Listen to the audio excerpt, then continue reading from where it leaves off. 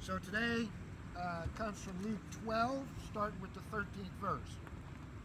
Someone out in the crowd said, "Teacher, order my sibling to give me my fair share of the family inheritance." And Jesus replied, "What makes you think it's any of my business to be a judge or a mediator for you?" And then speaking to the people, Jesus went on, "Take care. Protect yourself against the least bit of greed. Life is not defined by what you have, even when you have a lot." Then Jesus told this story. The farm of a certain rich person produced a terrific crop. And they talked to themselves, saying, "What can I do? My barn isn't big enough for this harvest." Then the person said, "Here's what I'll do. I'll tear down my barns and build bigger ones.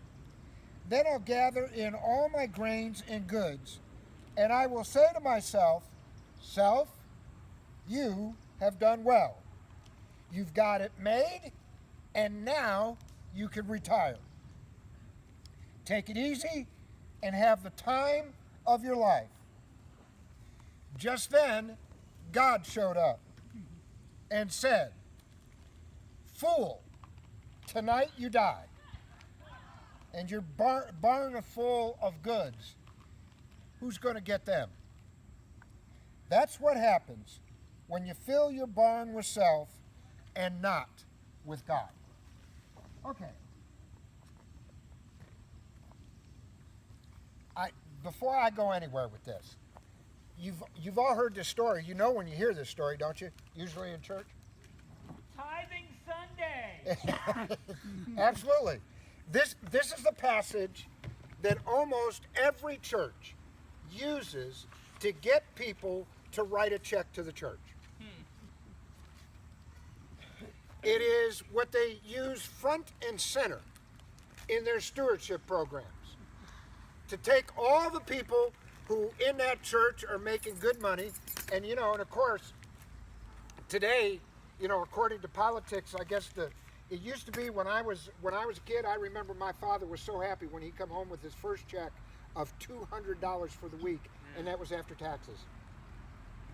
I mean, he was just ecstatic.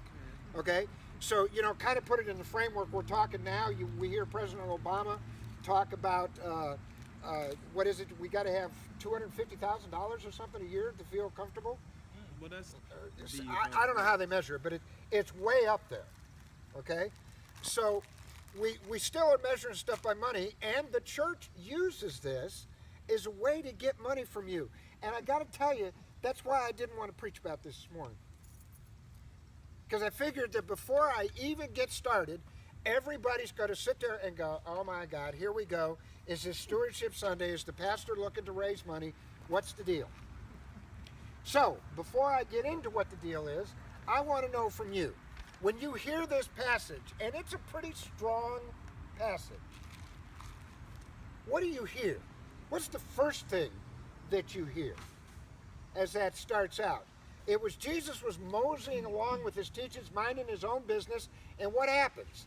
Somebody out of the crowd decides that he needs to become a mediator. All right?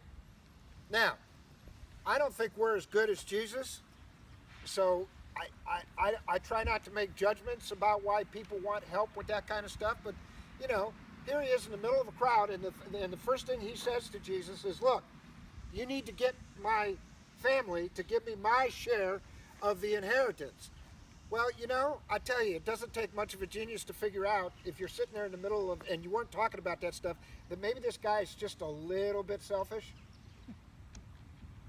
Just a little. All right, so that's your hint. That's the first place this story starts. Then what? Then what else do you hear? Paul, you had your hand up a minute ago. well. I'm maybe leaping ahead a little bit here, but when the farmer decides he's going to tear down the barn because he can't get all his crops and goods into one barn, he needs a bigger barn. Well, why don't you fill that original barn and then maybe think about giving something to somebody who needs it? Okay, there's that possibility. That's just the way I interpret it. Okay. Where What else? And that's good. What else did you hear out of that story? I mean, because we know how it's been taught. I mean, selfishness once again. Well, let me ask you this. Go ahead. Rampant materialism. Materialism, okay? Is this a shot at being rich? No? Okay. Want to expand that? Why not? Well, I mean, throughout there are other biblical verses that make it very clear that God gives wealth to some, and that comes from God. So it's not a dig on having something. Okay. The whole point of it is that you die tomorrow. Amen. It's the fact that you don't control much of anything in your life. What you have was given to you, and it can be taken like that. Yep. Amen. And you know, I tell you, this is why I love having visitors. This is perfect. I mean, that walks right into what I wanted to talk about today. Go ahead. Wealth is not only measured in money. Absolutely. Absolutely. Somebody else? Keeping your eye on what your treasure is. What's Is it actually the life important? that God gave you, or is it stuff that you can surround yourself with? Because without the life, what is it? Right. I would say you can only serve God is a jealous God. You can't serve two. You know, can't serve money and God. You know, Right, and I think Jesus makes a point of that Yes. at some point. You But we can't want- serve, we want- what's the exact quote from the Old English? You can't serve God and manna. Yeah, we want true wealth, not monetary wealth, not just monetary wealth. Okay, so you guys have got that. So how is it that you think then that the church all these years has really gotten this message wrong and turned it into a stewardship or tithing message? Thank you. The church is no better. I like this guy. He's good. You need to move from Virginia. Make my job a lot easier. Well, you know, it depends on whether or not you need a $6 million jet. Amen. I mean, You can minister to people faster when you're doing it at 500 miles per hour, right? The more you build, the more you have to pay for. I tell people all the time that who come to me now and they say, well, Gentle Spirit, you're eventually, if somebody gives you a lot of money, you're going to go back inside, right? And my response to them, and I hope you all are on the same page as I am, no, we're not ever coming back inside. This is too much about who we are.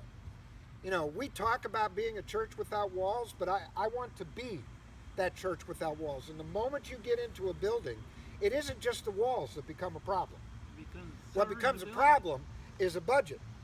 And how are you going to pay for this? And how are you going to pay for the electric? And then all of a sudden, you have somebody standing up and saying, hey, I'm a founding member, and I do da-da-da-da-da-da-da, and all of that kind of stuff. And it's not what Jesus is even talking about in this passage. So number one, the one thing that you're probably never going to hear in this church is me do a tithing sermon or even a stewardship sermon.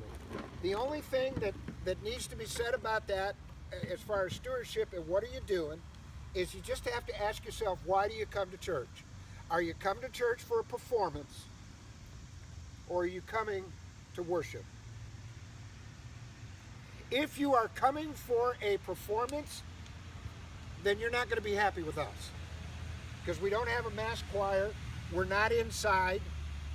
You haven't got the most prolific evangelical kind of preacher that stands up every Sunday and preaches. Oh, Pastor, you're plenty But entertaining. if you want... What did Paul say?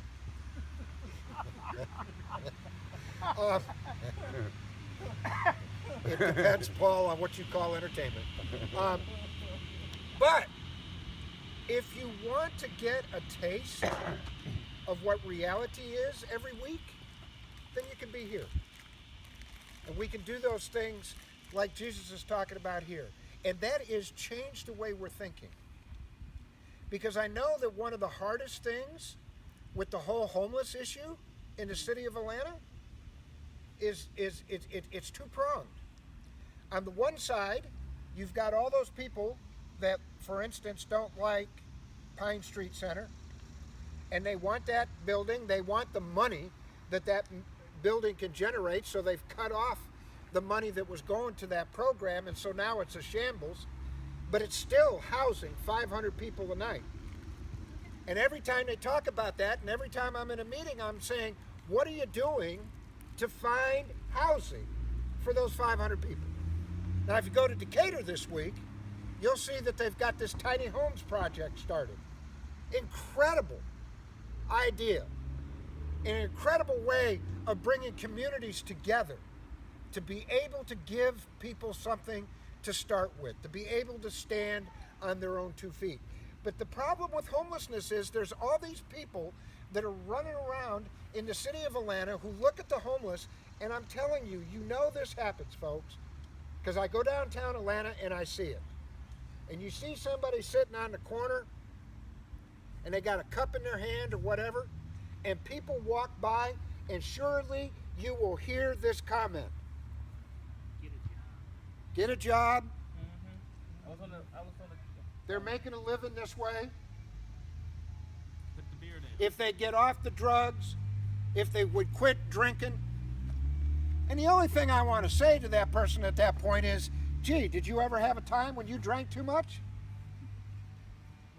Did you ever have a time that you were jobless?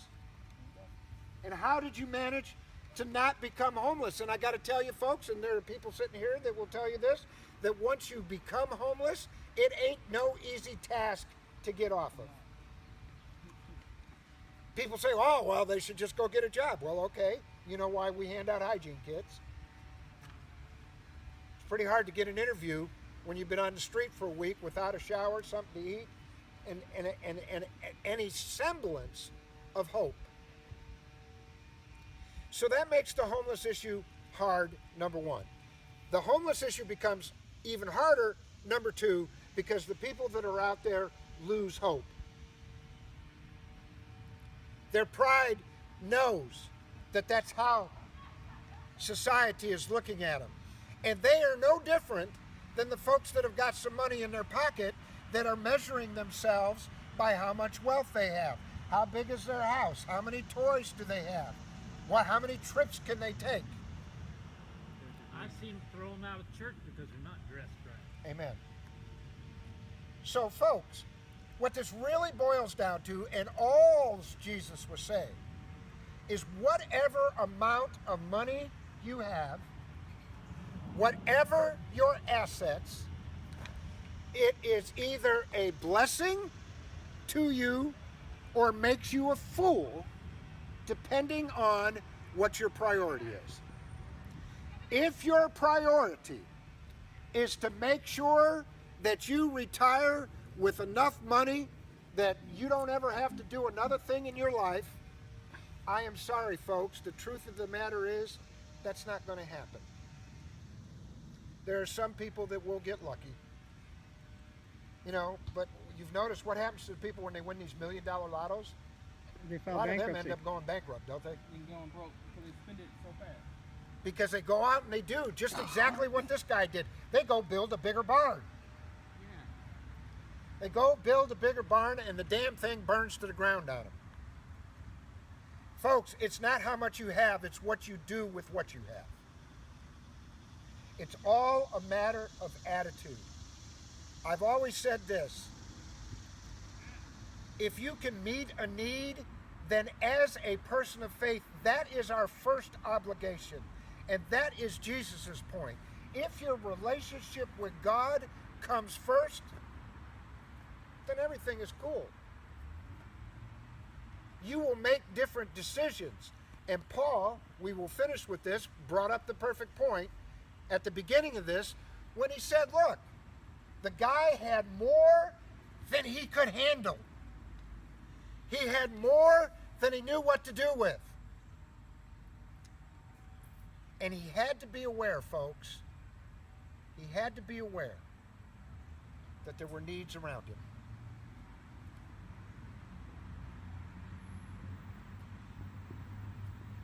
And instead of trying to meet the need, he built a bigger barn. That's what this message is about today. not about money for the church. It's not about whether you can obtain wealth. It is going to be when you are blessed, and you are blessed to the point that it's overflowing. What are you going to do? You're going to build a barn, or you're going to look around you and see what the needs are. God bless you this morning.